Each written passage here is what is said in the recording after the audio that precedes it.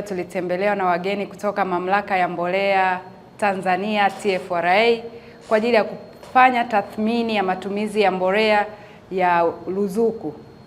Na Mwana wa Afrika tunasema kwamba ruzuku imesaidia matumizi ya mbolea kuongezeka kutoka tani 400,000 mpaka 900,000 kwa mwenendo wa ripoti ya FDC iliyofanyika Uganda mwaka 2024.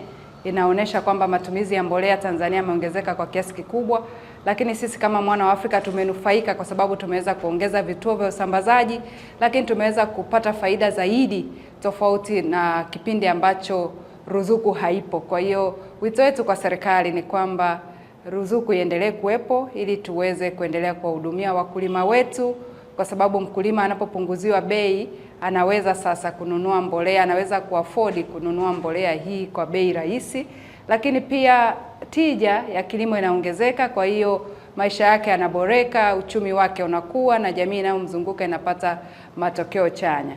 Kwa hiyo tunawashukuru sana wenzetu wa Mamlaka ya Mbolea, lakini zaidi tushukuru wizara kwa kuweka hizi jitihada, lakini tumshukuru pia Rais wa Jamhuri ya Muungano wa Tanzania kuweza kuongeza bajeti ya kilimo kutoka bilioni 250 mpaka kufikia trilioni 1.2. Ni ongezeko kubwa sana. Kwa hiyo tunatarajia ongezeko hili liendelee kuongezeka zaidi, matumizi ya mbolea yaendelee kufanyika zaidi kwa faida ya Watanzania wote. Leo niko hapa Mwana Afrika kwa ajili ya kufanya utafiti au tathmini ya mbolea zilizotolewa katika mpango wa ruzuku kwa hii miaka mitatu.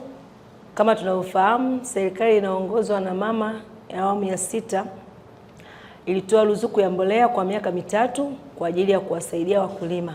Kwa hiyo tumekuja hapa, tuko na watu wa Wizara ya Kilimo ambao tumeambatana nao kwenye hii safari.